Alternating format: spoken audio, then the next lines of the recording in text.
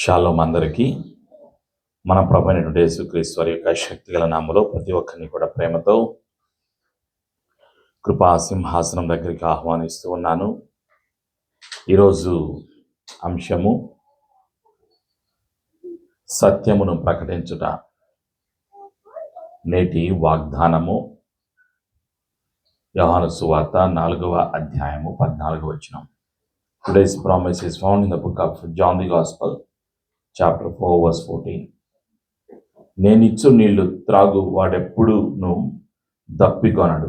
నేను వానికిచ్చు నీళ్లు నిత్య జీవమునకై వానిలో ఊరేడి నీటి బొగ్గగా ఉండనని ఆమెతో చెప్పాను. ప్రార్థన. యేసు రక్తము ద్వారా తండ్రి నీ సన్నిధికి వస్తున్నాము. తండ్రి, శాశ్వతమైన ప్రేమతో మమ్మలను ప్రేమించి నిత్యము నీ యొక్క కనికరము కటాక్షము మా జీవితాల్లో చూపుతున్నందుకు నీకు వందనాలు. కృపగల యేసయ్య, నీ కృప ద్వారా మాకు రక్షణ అనుగ్రహించి నీ కృప ద్వారా మమ్మలను సజీవ సాక్షులుగా ఉంచినందుకు నీకు వందనాలు, కృతజ్ఞతలు. పరిశుద్ధాత్మదేవ, నిత్యము నీ సహాయము సన్నిధి అనుగ్రహిస్తున్నందుకు నీకు వందనాలు. ఈరోజు మా కొరకు నీవు సిద్ధపరిచినటువంటి పరిశుద్ధము గల జీవం గల వాక్కును వాగ్దానమును వినటానికి వినగలిగేటువంటి చెవులను, గ్రహించేటువంటి హృదయమును, వాక్యమునకు లోబడే జీవితాన్ని మాకు అనుగ్రహిస్తున్నందుకు నీకు వందనాలు, కృతజ్ఞతలు. ప్రతి ఆటంకాన్ని, బంధకాన్ని, చీకటి అధికారాన్ని యేసు ప్రభు శక్తిగల నామములో ఈ స్థలం నుండి మా జీవితాల నుండి పారదోతో బంధిస్తున్నాము. మా జీవితాలకు యేసు ప్రభుని ఒప్పుకొనొచ్చు. నేటి వాక్యపు ఆశీర్వాదము కొరకు యేసు ప్రభు నామములో సిద్ధపడుచున్నాము తండ్రి. ఆమేన్. ప్రియమైనటువంటి సంఘమా, పరిశుద్ధాత్ముడు ఈరోజు మనకి గుర్తు చేస్తున్నటువంటి సత్యాన్ని జ్ఞాపకం చేసుకుందాం. నేటి అంశము సత్యమును ప్రకటించుట. ఈరోజు వాగ్దానంలో ఉన్నటువంటి సత్యం ఏమిటి అంటే, యోహాను సువార్త 4వ అధ్యాయం 14వ వచనంలో పరిశుద్ధాత్ముడు గుర్తు చేస్తూ ఉన్నాడు. జరిగినటువంటి సంఘటన ఏమిటి అంటే, యోహాను సువార్తలో 4వ అధ్యాయంలో 4వ వచనం నుండి 30వ వచనం వరకు జరిగినటువంటి సంఘటన. యేసు ప్రభువు వారు ఒక స్త్రీతో సంభాషణ, సమరయ స్త్రీతో జరిగినటువంటి సంభాషణ గురించి వ్రాయబడి ఉంది.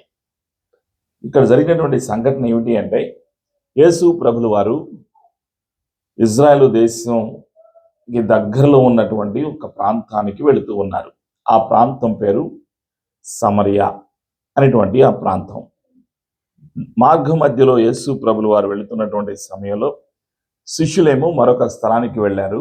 అయితే యేసు ప్రభులు వారు ఒంటరిగా ఒక ప్రాంతానికి వస్తూ ఉన్నప్పుడు అక్కడ దారిలో ఒక బావి కనిపించింది. ఆ బావి దగ్గరకు యేసు ప్రభులు వారు వెళ్ళారు. ఎందుకంటే దాహం వేసింది యేసు ప్రభులు వారికి. వాళ్ళు నడుచుకుంటూ వస్తున్నారు. ఒక ప్రాంతం నుంచి మరొక ప్రాంతానికి వస్తూ ఉంటే అలసిపోవటం వల్ల, ఆ సమయంలో తనకి దాహం వేయటం వల్ల ప్రభు అనేటువంటి ఆ బావి దగ్గరికి వచ్చారు. అక్కడికి వచ్చిన తర్వాత జరిగినటువంటి సంఘటన మనం చూస్తాం. ఇక్కడ యోహాను సువార్తలో 4వ అధ్యాయంలో 4వ వచనం నుండి, ఆయన సమరయ మార్గమున వెళ్ళవలసి వచ్చెను గనుక యాకోబు తన కుమారుడైన యోసేపుకి ఇచ్చిన భూమి దగ్గరనున్న సమరయలోని సుఖారను ఒక ఊరికి వచ్చాను. అక్కడ యాకోబు బావి ఉండెను గనుక యేసు ప్రయాణం వలన అలసి ఉన్న రీతినే ఆ బావి యొద్ద కూర్చుండెను. అప్పటికి ఇంచుమించు 12 గంటలాయను. సమరయ స్త్రీ ఒకతే నీళ్లు చేదుకొనుటకు అక్కడికి రాగా, యేసు నాకు దాహమునకిమ్మని ఆమెను అడిగాను. ఆమె ప్రియమైనటువంటి సంఘమా, ప్రభుల వారు యేసయ్య సమరయ మార్గమున వెళుతూ ఉన్నారు. వెళుతూ ఉంటే అక్కడ యాకోబు బావి ఉన్నది. అబ్రహాము, ఇస్సాకు, యాకోబులు వారి యొక్క సంతానము కట్టించినటువంటి బావి ఉన్నది. కొన్ని వందల వేల సంవత్సరాల క్రిందట తవ్వినటువంటి బావి ఇక్కడ అక్కడ ఉన్నది. ఆ బావి నీళ్ళే ఆ గ్రామానికి మంచినీళ్ళు. అయితే గ్రామంలో ఉన్న ప్రజలు అక్కడికి నీళ్లు చేదుకుంటానికి వస్తారు, నీళ్లు తీసుకుని వెళ్ళటానికి వస్తారు. వాళ్ళ దగ్గర తాడు ఉంటుంది, కడవ ఉంటుంది. మన భాషలో చెప్పాలంటే కడవ ఉంటుంది. ఆ రోజులో వాళ్ళు మరి ఏం పరికరాన్ని వినియోగించారో మనకు తెలియదు. అయితే తాడు మాత్రం ఉంటుంది. ఈ విధంగా వాళ్ళు అక్కడికి వస్తూ ఉంటారు. అక్కడ యేసు ప్రభువు వారు ఆ బావి దగ్గర కూర్చున్నారు. అలసిపోయారు. అలసిపోవటం వల్ల అక్కడ బావి దగ్గర కూర్చున్నారు. అయితే అక్కడికి సమరయ అనే స్త్రీ ఒకటి ఆ ప్రాంతానికి వచ్చింది. ఆవిడ బావి దగ్గరికి వచ్చింది. బావి దగ్గరికి వచ్చిన తర్వాత జరిగినటువంటి సంభాషణ ఏమిటి అంటే 7వ వచనం, సమరయ స్త్రీ ఒకటి నీళ్లు చేదుకొనుటకు అక్కడికి రాగా యేసు నాకు దాహమునకిమ్మని అడిగాను. ఆలోచన చేయండి. యేసు ప్రభుల వారు భూలోకములో నివసించిన కాలములో ఆకలి, దప్పిక, శ్రమలు ఒక మనిషిగా అనుభవించారు, మానవుడిగా అనుభవించారు. అద్భుతాలన్నీ కూడా అభిషేకము ద్వారా, దేవుని యొక్క పరిశుద్ధాత్మలోని శక్తి ద్వారా, అభిషేకము ద్వారా అద్భుతాలు యేసయ్య చేశారు. అయితే ఆకలి, దప్పిక, శ్రమలు ఒక నరునిగా, ఒక మనిషిగా యేసు ప్రభుల వారు అనుభవించారు. ప్రియమైనటువంటి సంఘమా, ఆ సత్యాన్ని మనం గమనించాలి. ఇక్కడ యేసు ప్రభుల వారికి దాహం వేసింది. అక్కడికి ఒక స్త్రీ, సమరయ స్త్రీ. ఎవరు ఈ సమరయులు అని ఆలోచన చేస్తే వాళ్ళు సంకర జాతి అంటాం. అంటే సమరయులుకి యూదులకు పడదు. యూదులు సమరయులను ఏం చేస్తారంటే అంటరాని వారుగా చూస్తారు. యూదులు సమరయులు ఉన్నటువంటి ప్రాంతానికి వెళ్ళరు, వాళ్ళతో సాంగత్యం చేయరు. ఈ యూదులు, వీళ్ళిద్దరి మధ్యలో ఉన్నటువంటి తేడా ఏమిటి అంటే, వీళ్ళు సమరయులు తర్వాత యూదులు ఇద్దరూ కూడా తండ్రి అయిన యెహోవానే ఆరాధన చేస్తూ ఉండేవాళ్ళు. కానీ ఒకే స్థలములోకి, యెరూషలేములోకి వీళ్ళు రారు. సమరయులు యెరూషలేము మందిరం లోపలికి రావటానికి వీల్లేదు. సమరయులకు వేరుగా వాళ్ళ కొరకు ప్రత్యేకంగా వాళ్ళ ప్రాంతాల్లో వాళ్ళు ఆరాధనాలయాలు వాళ్ళు కట్టించుకున్నారు. అక్కడికే వాళ్ళు వెళతారు. ఈ ప్రాంతానికి వాళ్ళు రారు.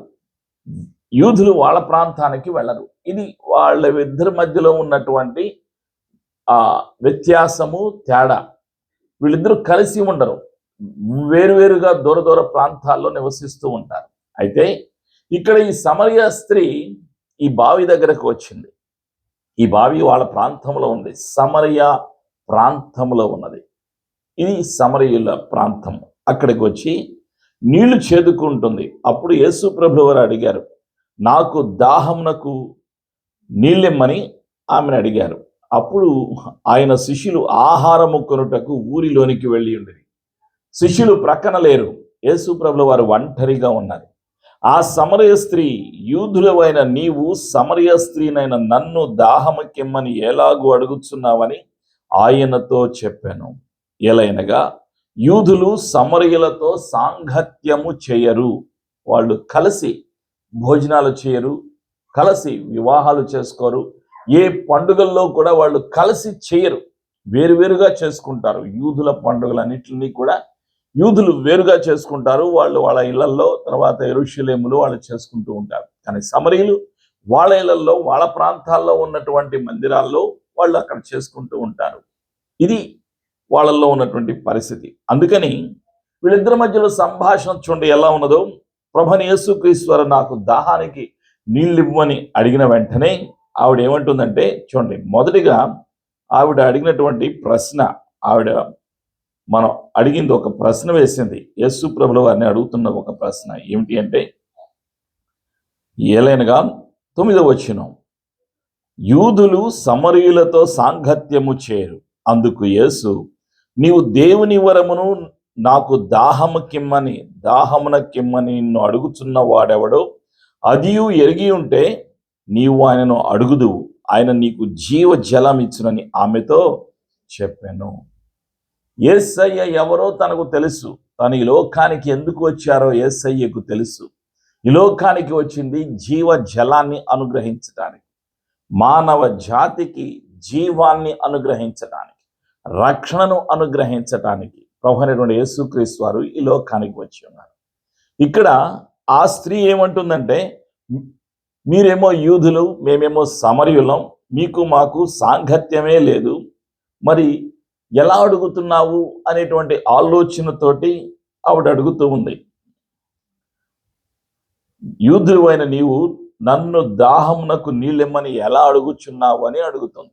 ఆలోచన చేయండి. అప్పుడు ప్రభువైన యేసుక్రీస్తు వారు అంటున్నారు, నీవు దేవుని వరమును నాకు దాహమునకిమ్మని నిన్ను అడుగుచున్న వాడెవడో అదియు ఎరిగి ఉంటే నీవు ఆయనను అడుగుదువు, ఆయన నీకు జీవజలం ఇచ్చునని ఆమెతో చెప్పాను. అప్పుడు ఆ స్త్రీ, అయ్యా, ఈ బావి లోతైనది, నీకు ఆ జీవజలము ఎలాగు నీకు దొరుకును? తానును తన కుమారులను పశువులను ఈ బావి నీళ్లు త్రాగి మాకిచ్చిన మన తండ్రి అయిన యాకోబు కంటే నీవు గొప్పవాడవా? ఆలోచన చేయండి. యాకోబు గురించి తెలుసు, మోషే ధర్మశాస్త్రం గురించి తెలుసు. ఎవరికి? ఈ సమరయ స్త్రీకి. యేసు ప్రభు గురించి మాత్రం తెలియదు. యేసు ఎవరో అని అంటుకుంటుంది. దారిపోయేటువంటి ఒక వ్యక్తి అనేటువంటి ఆలోచనతోటి, నీకు తెలుసా మన తండ్రి అయిన యాకోబు కంటే నీవు గొప్పవాడవా అని ఆయనను అడిగాను. వాళ్ళిద్దరు ఈ విధంగా మాట్లాడుకుంటూ ఉన్నారు, సంభాషణ చేసుకుంటూ ఉన్నారు. అందుకు యేసు, ఈ నీళ్లు త్రాగు ప్రతివాడును మరలా దప్పిగొనును. ఇవి భౌతిక పరమైనటువంటి నీళ్లు, అక్కడ ఉన్నటువంటి బావిలోని నీళ్లు. అప్పుడు యేసు ప్రభువు వారు సెలవిచ్చినటువంటి సత్యం 14వ వచనం. ఇది శ్రేష్టమైనది, ఉన్నతమైనటువంటి మాట. నేనిచ్చు నీళ్లు త్రాగువాడెప్పుడునూ దప్పిగొనడు, నేను వానికిచ్చు నీళ్లు నిత్య జీవమునకై వానిలో ఊరెడి నీటి బుగ్గగా ఉండదని ఆమెతో చెప్పాను. ఈ విధంగా యేసు ప్రభువు వారు సమాధానం చెప్పారు. ప్రియమైనటువంటి సంఘమా, ఇంకా ఆవిడేమంటుంది? ఈ బావి లోతైనది అంటుంది. ఆవిడేమంటుందంటే ఈ బావి లోతైనది అంటుంది. మళ్ళీ దాన్ని తీసుకోవటానికి నీ దగ్గర చేదుకోవటానికి ఏమీ లేదు అంటుంది. నీళ్లను చేదుకోవటానికి నీ దగ్గర ఏమీ లేదు, ఎలా తీసుకుంటావు అనేటువంటి ఆలోచనతోటి ఆవిడ అంటుంది. కానీ యేసు ప్రభువు వారు ఏమంటున్నారు? ఈ బావిలోని నీళ్లు త్రాగితే మరలా దాహం వేస్తుంది, కానీ నేనిచ్చేటువంటి నీళ్లు త్రాగితే ఇక దప్పిక ఉండదు అని యేసు ప్రభువు వారు అంటున్నారు. అక్కడ మాటలకు ఆవిడికి అర్థం కాలేదు, కానీ ఆవిడ ఇంకా మాట్లాడుతూనే ఉంది. యేసు ప్రభువుల వారితో మాట్లాడుతూ ఉంది. 15వ వచనం. ఆ స్త్రీ ఆయనను చూచి, అయ్యా, నేను దప్పి కొనగూడినట్లు చేదుకున్నటకింత దూరము రాకున్నట్లు ఆ నీళ్లు నాకు దయచేయమని అడుగగా యేసు, నీవు వెళ్ళి నీ పెనిమిటిని పిలుచుకొని ఇక్కడికి రమ్మని ఆమెతో చెప్పాను. ఆ స్త్రీ, నాకు పెనిమిటి లేడనగా యేసు ఆమెతో, నాకు పెనిమిటి లేడని నీవు చెప్పిన మాట సరియే. నీకు 5 పెనిమిట్లుండిరి, ఇప్పుడు ఉన్నవాడు నీ పెనిమిటి కాడు, సత్యమే చెప్పితివని. అప్పుడు ఆ స్త్రీ, అయ్యా, నీవు ప్రవక్తవని గ్రహించుచున్నాను. మా పితలు ఈ పర్వతమందు ఆరాధించిరి గాని ఆరాధింపవలసిన స్థలము యెరూషలేములో ఉన్నదని మీరు చెప్పుదురని ఆయనతో అనగా యేసు ఆమెతో ఎట్లాను, అమ్మా, ఒక కాలము వచ్చుచున్నది, ఆ కాలమందు ఈ పర్వతం మీద నన్ను యెరూషలేములోనైనను మీరు తండ్రిని ఆరాధింపరు. నా మాట నమ్ముము. మీరు మీకు తెలియని దాన్ని ఆరాధించువారు, మేము మాకు తెలిసిన దాన్ని ఆరాధించువారం. రక్షణ యూదుల నుండియే కలుగుచున్నది. అయితే యథార్థముగా ఆరాధించువారు ఆత్మతోనూ సత్యముతోనూ ఆరాధించవలెను. ఆరాధించు కాలము వచ్చుచున్నది, అది ఇప్పుడును వచ్చేయున్నది. తన్ను ఆరాధించువారు అట్టివారే కావాలని తండ్రి కోరుకొనుచున్నారు. దేవుడు ఆత్మ గనుక ఆయనను ఆరాధించువారు ఆత్మతోనూ సత్యముతోనూ ఆరాధింపవలెనను. ఈ విధంగా యేసు ప్రభువు వారు ఆ సమరయ స్త్రీతోటి మాట్లాడుతూ ఉన్నారు. యేసు ప్రభువు వారు సత్యమును గురించి ప్రకటిస్తూ ఉన్నారు. ఆ స్త్రీ మాట్లాడుతూ ఉంది, కానీ ఇంకా గ్రహింపు కలగలేదు. ఆవిడలోని ఆత్మీయ నేత్రాలు ఇంకా తెరవబడలేదు. ఎప్పుడైతే ప్రభువైన యేసుక్రీస్తు వారు సెలవిచ్చారు, నీకు 5 పెనిమిట్లు ఉన్నారు, ఇప్పుడు నీవు కలిగి ఉన్నటువంటి భర్త కూడా నీ యొక్క కాదు అని ప్రభువైన యేసుక్రీస్తు వారు సెలవిచ్చారు. 18వ వచనం. 17. ఆ స్త్రీ, నాకు పెనిమిటి లేడనగా యేసు ఆమెతో, నాకు పెనిమిటి లేడని నీవు చెప్పిన మాట సరియే, నీకు 5 పెనిమిట్లుండిరి, ఇప్పుడు ఉన్నవాడు నీ పెనిమిటి కాడు, సత్యమే చెప్పితివనెను. అప్పుడు ఆ స్త్రీ, అయ్యా నీవు ప్రవక్తవని గ్రహించుచున్నాను ఆలోచన చేయాలి. ఆవిడ జీవితంలో జరుగుతున్న పరిస్థితిని యేసు ప్రభులు వారు బయలుపరిచారు. అప్పుడు ఆవిడికి కొంచెం ఆలోచన వచ్చింది. గడిచిన పరిస్థితి, ప్రస్తుత పరిస్థితి తెలియచేస్తున్నాడు అంటే ఇతను మామూలు వ్యక్తి కాదు, ఒక ప్రవక్త అనేటువంటి ఆలోచన వచ్చింది. అందుకే యేసు ప్రభుతో అంటుంది ఆ సమరయ స్త్రీ, నీవు ఒక ప్రవక్తవి అని నేను గ్రహించుచున్నాను అంటుంది. గ్రహింపు, ఆ ఆలోచన ఆవిడికి కలిగింది. ప్రియమైనటువంటి సంగమా, గ్రహింపు ఎలా వస్తుంది ఒక విశ్వాసికి అంటే, మాట్లాడుతూ ఉంటే, సంభాషణ చేస్తూ ఉంటే. ఎవరితో సంభాషణ చేయాలి? ఒక విశ్వాసి యేసు ప్రభుతో మాట్లాడుతూ ఉంటే, యేసు ప్రభు పలికేటువంటి మాటను మనం వింటూ ఉంటే, అప్పుడు మన ఆత్మీయ నేత్రాలు తెరుస్తాడు పరిశుద్ధాత్ముడు. అప్పుడు మనకి గ్రహింపు కలుగుతుంది.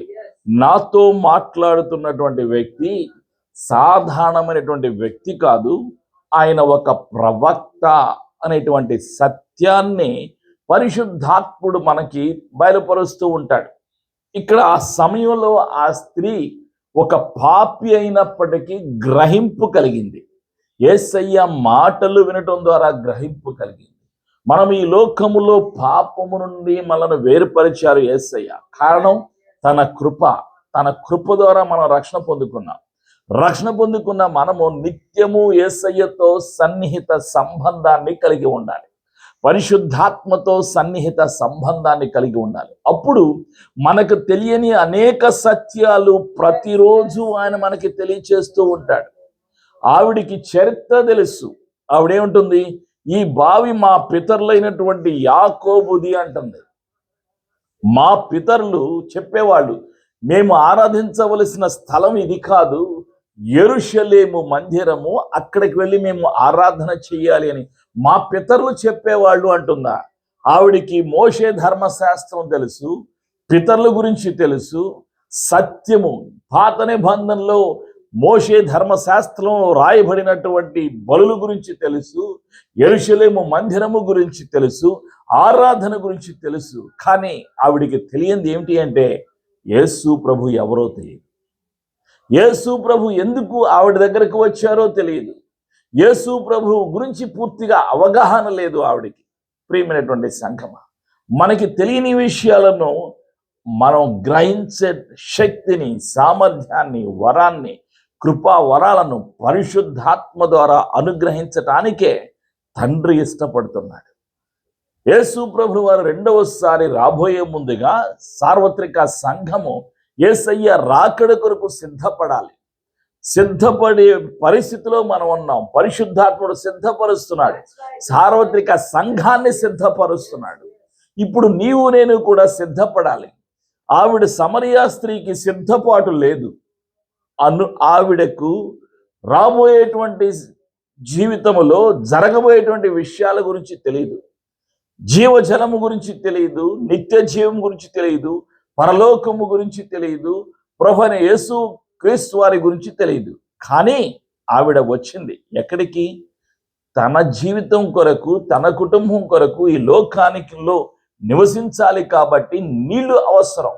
నీళ్లు ఉన్న స్థలానికి వెళ్ళింది. ఆ నీళ్లు ఎవరు అంటే, భౌతికంగా మనిషికి దాహాన్ని తెస్తాయి, కానీ ఆత్మీయంగా రక్షణ అనుగ్రహిస్తాయి. ఆ నీళ్ళే పరిశుద్ధాత్ముడు. ఆ మాట యేసు ప్రభులు వారు పరిశుద్ధాత్ముడు కలిసి ఉంటారు. ప్రియమైనటువంటి సంఘమా, యేసు ప్రభులు వారు ఉన్న స్థలములో జీవం ఉంటుంది. ఆయనే జీవాధిపతి. ఆ జీవాన్ని పొందుకోవటానికే ఆయన జీవాధిపతి అయిన యేసయ్య ఈ లోకానికి వచ్చారు. పరిశుద్ధాత్ముడు యేసయ్య సిలువలో అనుగ్రహించిన కృపను, అనుగ్రహించిన రక్షణను పొందుకోవటానికి, నిత్య జీవాన్ని పొందుకోవటానికి ఆ పరిశుద్ధాత్ముడు సహాయం దయచేస్తాడు. ఎప్పటి వరకు? నిరంతరము ఆయన సహాయం చేయడానికి ఇష్టపడుతూ ఉన్నాడు. ప్రియమైనటువంటి సంఘమా, ఇక్కడ ఈవిడ చేసినటువంటి పని ఇంకా మనం ఆలోచన చేసినప్పుడు యేసయ్య సెలవిచ్చారు, ఆరాధన చేయవలసినటువంటి స్థలం ఇది కాదు, యెరూషలేము కాదు, మరొక స్థలం ఉంది. అదే ఏమిటి అంటే పరలోకం. దేవుడు ఆత్మ, తండ్రి గురించి తెలియచేస్తున్నారు యేసు ప్రభుల వారు. దేవుడు ఆత్మ గనుక ఆయనను ఆరాధించువారు ఆత్మతోనూ సత్యముతోనూ ఆరాధింపవలెననెను. తండ్రి ఆత్మ. ప్రియమైనటువంటి సంఘమా, వాక్యమై ఉన్న యేసయ్య సెలవిస్తున్నారు, సత్యముతో ఆత్మతో ఆరాధన చేయాలి. సత్యముతో అంటే యేసయ్యతో, ఆత్మతో అంటే పరిశుద్ధాత్మతో. ఎవరిని ఆరాధన చేయాలి? తండ్రి అయిన యెహోవాను ఆరాధన చేయాలి. అది ఎక్కడ? పరలోకములో. భూలోకములో మనం నివసించినంత కాలము యేసయ్య కృపను ప్రేమను కలిగి పరిశుద్ధాత్ముడి యొక్క సహాయముతో మాత్రమే, సత్యమును అంగీకరించిన వారు మాత్రమే తండ్రిని ఆరాధన చేయగలుగుతారు. భూలోకములో ఆరాధన చేయగలుగుతారు. తర్వాత ఈ భూలోకాన్ని వదిలిపెట్టిన తర్వాత నిరంతరము ఆరాధన జరుగుతున్నటువంటి పరలోకములో ఆరాధన చేయగలుగుతారు. కాబట్టి నీవు నేను సిద్ధపడాలి, ఆత్మతో సత్యముతో ఆరాధన చేయడానికి ప్రతి క్షణము కూడా సిద్ధపడాలి అని పరిశుద్ధాత్ముడు గుర్తు చేస్తూ ఉన్నాడు. ఆ స్త్రీ ఇంకా మాట్లాడుతూ ఉంది యేసయ్యతో. 25వ వచనం, ఆ స్త్రీ ఆయనతో, క్రీస్తనబడిన మెస్సయ్య వచ్చునని నేనెరుగుదును, ఆయన వచ్చినప్పుడు మాకు సమస్తమును తెలియజేయనని చెప్పగా, యేసు, నీతో మాట్లాడుచున్న నేనే ఆయనని ఆమెతో చెప్పాను. పాత నిబంధన గ్రంథంలో మెస్సయ్య గురించి, మెస్సయ్య అంటే రక్షకుడు, క్రీస్తు అంటే యేసు క్రీస్తు గురించి రాయబడి ఉంది. అభిషేక్తుడు, రక్షకుడు, మెస్సయ్య గురించి రాయబడి ఉంది. ఆవిడ సెలవిస్తుంది యేసు ప్రభుతో ఏమంటుందంటే, క్రీస్తనబడిన మెస్సయ్య వచ్చునని నేనెరుగుదును అంటుంది. ఆలోచన చేయండి. అప్పుడు యేసయ్య ఏమంటున్నారు? యేసు, నీతో మాట్లాడుచున్న నేనే ఆయనని ఆమెతో చెప్పాను. నీతో మాట్లాడుచున్నది నేనే అని యేసయ్య సెలవిచ్చారు. తన గురించి తాను బయలుపరుచుకున్నారు. ప్రియమైనటువంటి సంఘమా, యేసు ప్రభువు వారు తన గురించి మనకి బయలుపరుస్తూ ఉంటారు. ఒక్కొక్కసారి మన మధ్యలోనే ఉంటారు యేసయ్య, మనకి తెలియదు. సంఘములో వాక్యము ద్వారా, పరిశుద్ధాత్మ ద్వారా మనతోనే మాట్లాడుతూ ఉంటాడు. కానీ మనం గుర్తించం ఆయన ఉన్నారు, మన మధ్యలో ఉన్నారు అని మనం గుర్తించం. గుర్తుపట్టలేని స్థితి మనం కలిగి ఉంటాం. ఈవిడి కూడా గుర్తుపట్టలేదు. ఆవిడికి తెలిసింది, విన్నది గతంలో మెస్సియా గురించి ఉన్నది, యేసు ప్రభు గురించి ఉన్నది, కానీ గుర్తుపట్టలేకపోయింది. గుర్తుపట్టగలిగేటువంటి స్థితి పరిశుద్ధాత్ముడు మనకి అనుగ్రహిస్తాడు. 27వ వచనం, ఇంతలో ఆయన శిష్యులు వచ్చి ఆయన స్త్రీతో మాట్లాడుట చూచి ఆశ్చర్యపడిరి, గాని నీకేమీ కావాలనియు ఈమెతో ఎందుకు మాట్లాడుతున్నావని ఆయనను ఎవడనూ అడగలేదు. ఆ స్త్రీ తన కుండ విడిచిపెట్టి ఊరికి వెళ్ళి, మీరు వచ్చి నేను చేసినవన్నీ నాతో చెప్పిన మనుష్యుడిని చూడుడి, ఈయన క్రీస్తు కాడా అని ఆ ఊరి వారితో చెప్పగా, వారు ఊరిలో నుండి బయలుదేరి ఆయన యొద్దకు వచ్చుచుండిరి. ఈలోగా శిష్యులు, బోధకుడా భోజనము చేయమని ఆయనను వేడుకునేది. అందుకు ఆయన, భుజించుటకు మీకు తెలియని ఆహారము నాకు ఉన్నదని వారితో చెప్పగా, శిష్యులు ఆయన భుజించుటకు ఎవడైనా నేమైనాను తెచ్చనేమో అని ఒకనితో ఒకడు చెప్పుకొనిది. యేసు వారిని చూచి, నన్ను పంపిన వాని చిత్తము నెరవేర్చుటయు ఆయన పని తుదముట్టించుటయు నాకు ఆహారమై ఉన్నది. ఆమేన్. ప్రియమైనటువంటి సంగమా, ఈ విధంగా సంభాషణ జరిగింది. ఇంకా సమరయ స్త్రీ ఏం చేసింది?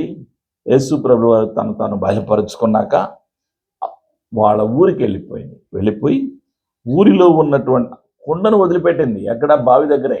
తన దగ్గర ఉన్నటువంటి కుండ వదిలిపెట్టింది, చేదుకోవడానికి తెచ్చుకున్న తాడు కూడా వదిలిపెట్టింది. తను ఒంటరిగా వెళ్ళిపోయింది, పరిగెత్తుకుంటూ వెళ్ళిపోయింది, గ్రామంలోకి వెళ్ళిపోయింది, తన ఊరిలోకి వెళ్ళిపోయి. 8వ వచనం, ఆ స్త్రీ తన కుండ విడిచిపెట్టి ఊరిలోనికి వెళ్ళి, మీరు వచ్చి నేను చేసినవన్నీ నాతో చెప్పిన మనిషిని చూడి, ఈయన క్రీస్తు కాడా అని ఆ ఊరి వారితో చెప్పగా, వారు ఊరిలో నుండి బయలుదేరి ఆయన యొద్దకు వచ్చుచుండిరి. సువార్తను ప్రకటించింది ఎవరు? ఈ సమరయ స్త్రీ. ఈవిడ ఆత్మీయ నేత్రాలు తెరవబడ్డాయి.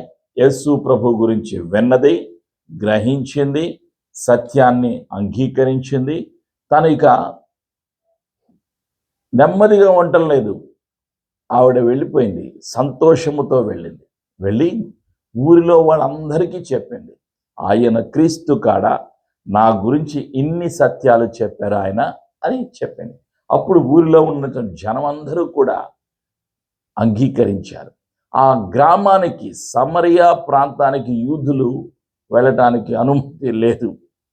అంటే ఇష్టపడరు, యూదులు ఇష్టపడరు సమరియా ప్రాంతానికి వెళ్ళటానికి. వాళ్ళ దగ్గరికి వెళ్ళటానికి, వాళ్ళతో సాంగత్యం చేయడానికి ఇష్టపడరు. అలాంటి ప్రాంతంలో యేసయ్య వెళ్ళారు. వెళ్ళి తను తాను బయలుపరుచుకున్నారు.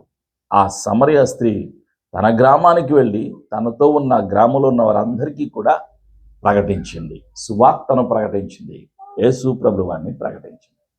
నీవు పొందుకున్నటువంటి ఆశీర్వాదాలను నీ కొరకే నీవు దాచిపెట్టుకోకూడదు. ఈవిడ ఆశీర్వాదాన్ని పొందుకుంది. ఆవిడ గతాన్ని, ఆవిడ ప్రస్తుతాన్ని బయలుపరిచినటువంటి యేసు ప్రభు గురించి బయలుపరిచింది. యేసు ప్రభు వారు నేనే అని సెలవిచ్చిన తర్వాత ఆయన మెస్సయ్య అని, ఆయన క్రీస్తు కాడా అని ఊరి వారితో చెప్పింది. ఊరి వారందరూ కూడా ఈ ప్రాంతానికి వచ్చారు, ఆలోచన చేయాలి. మనం వింటున్నాం, వాక్యాన్ని వింటున్నాం, సత్యాన్ని వింటున్నాం, అద్భుతాలను చూస్తున్నాం. ఇప్పుడు మనం ఏం చేయాలి? మనం కూడా వెళ్ళాలి, ఈ ఊరిలోకి వెళ్ళాలి. మనం ఉంటున్నటువంటి ఊరిలో దూర ప్రాంతాలకు వెళ్ళాలి. మనము విన్నది, మనము అనుభవించింది యేసయ్య ప్రేమ గురించి ప్రకటించడానికి వెళ్ళాలి, సత్యమును ప్రకటించడానికి వెళ్ళాలి. యేసు ప్రభు వారు ఈ లోకానికి వచ్చింది తండ్రి ప్రేమను ప్రకటించటానికి, సత్యమును ప్రకటించటానికి ఈ లోకానికి వచ్చారు. జీవాన్ని అనుగ్రహించారు జీవాధిపతి అయిన యేసయ్య. రక్షణ పొందుకున్న ప్రతి ఒక్కరము కూడా వెళ్ళాలి అని పరిశుద్ధాత్ముడు తెలియజేస్తూ ఉన్నాడు. యేసయ్య కృపాక్షములు మనకందరికీ సదా తోడైనను గాక. ఆమేన్. ప్రార్థన చేసుకుందాం. నీవు నేను చేయవలసిన పని ఏమిటో పరిశుద్ధాత్ముడు గుర్తు చేశాడు. సమరయ స్త్రీలో ఉన్నటువంటి గుణాలు మనం తెలుసుకున్నాం. ఆవిడలో విశ్వాసము కలిగింది, సత్యమును తెలుసుకుంది, ఒప్పుకున్నది, యేసయ్య చెప్పిన సత్యాన్ని అంగీకరించింది, ప్రవచనాన్ని అంగీకరించింది, గ్రామానికి వెళ్ళింది, బయలుపరిచింది. ఆవిడలో నీ ప్రేమ, యేసయ్య ప్రేమను పొందుకుంది. యేసయ్యలో ఉన్నటువంటి ప్రవచనాత్మక శక్తిని అనుభవించింది. ఆ స్థలములో యేసు ప్రభు గురించి విన్న తర్వాత తన మనస్సు మారింది. నేను పొందుకున్న ఆశీర్వాదాన్ని నా గ్రామంలో ఉన్న వారందరికీ తెలియచేయాలి, వాళ్ళు కూడా తెలుసుకోవాలి అనే మంచి మనసు, హృదయము ఆవిడికి కలిగింది. అదే రీతిగా ఈరోజు పరిశుద్ధాత్ముడు మనకి తెలియచేశాడు. ఒక సమరయ స్త్రీని యేసయ్య ఒక పాత్రగా వాడుకున్నారు. యూదులు లేనటువంటి స్థలము సమరయ ప్రాంతంలో సమరయ స్త్రీని నిలబెట్టారు యేసయ్య. ఆ గ్రామానికి తను తాను బయలుపరుచుకున్నారు. ఈ దేశంలో అనేక దేశాలలో యేసు ఎవరో తెలియనటువంటి వాళ్ళు ఉన్నారు, యేసు క్రీస్తు ఎవరో తెలియనటువంటి వారు ఉన్నారు. ఈ లోకంలో అన్నీ ఉన్నాయి, కానీ లేనిది రక్షణ, లేనిది నిత్య జీవం. అలాంటి వారి కొరకే మనం ఇంకా ఈ లోకములో నివసిస్తున్నాము. కాబట్టి మన బాధ్యతను మనం తెలుసుకోవాలి, మరచిపోకూడదు. ఈ లోకములోకి దాహం, భోజనం, వస్త్రం, వసతులు ఇవన్నీ కూడా అవసరమే. వాటికన్నా మించినవి నిత్య జీవం. నిత్య జీవాన్ని ప్రకటించేవారు కావాలి, యేసు ప్రభును ప్రకటించేవారు కావాలి. ఒక తీర్మానం చేసుకున్నాం. పరిశుద్ధాత్మదేవా, నీకు వందనాలయ్యా. ఇంతవరకు నీవు చెప్పమన్నటువంటి మాటలను చెప్పటానికి సహాయము దయచేసినందుకు నీకు వందనాలు. ఆ రోజు సమరయ స్త్రీలో నీవు మార్పును కలుగజేశావు. ఈరోజు మా హృదయాల్లో కూడా నీవు మార్పును కలుగజేస్తున్నందుకు వందనాలు. మేము కూడా వెళ్ళటానికి, నీవు చేసిన కార్యాలను చెప్పటానికి, యేసు సజీవుడు, యేసు రక్షకుడు, యేసు త్వరలో రాబోతున్నటువంటి మెస్సయ్య, రాజులకు రాజు, ప్రభువులకు ప్రభు, యేసు మరణించి తిరిగి లేచిన దేవుడు అని ప్రకటించడానికి, సజీవుడు అని ప్రకటించడానికి సహాయము దయచేస్తున్నందుకు వందనాలు. యేసయ్య, నీవు ఇచ్చేటువంటి జలము జీవజలము, నిత్య జీవము అని మేము నమ్ముచున్నాము. నిత్యము మేము నివసించాలి అని కోరుకున్నందుకు నీకు వందనాలు. నిత్యము నీ సన్నిధిలో మేము నీవిచ్చిన జీవము కలిగి, రక్షణ కలిగి జీవించాలని కోరుకున్నందుకు వందనాలు. నీ సన్నిధిలో నిత్యము మేము ఆత్మతో సత్యముతో ఆరాధన చెయ్యాలి అని నీవు కోరుకుంటున్నందుకు నీకు వందనాలయ్యా. పరిశుద్ధాత్ముడా, నీవే సహాయము దయచేస్తున్నందుకు నీకు వందనాలు. ఆటంకాలను, అనుమానాలను, భయాలను, బంధకాలను, చీకటి అధికారాలను, రోగపు అధికారాలను ఈ స్థలం నుండి మా జీవితాల నుండి పారదలతో బయటవందిస్తున్నాం. యేసు రక్తంలో మా జీవితాలను ముద్రిస్తున్నాం.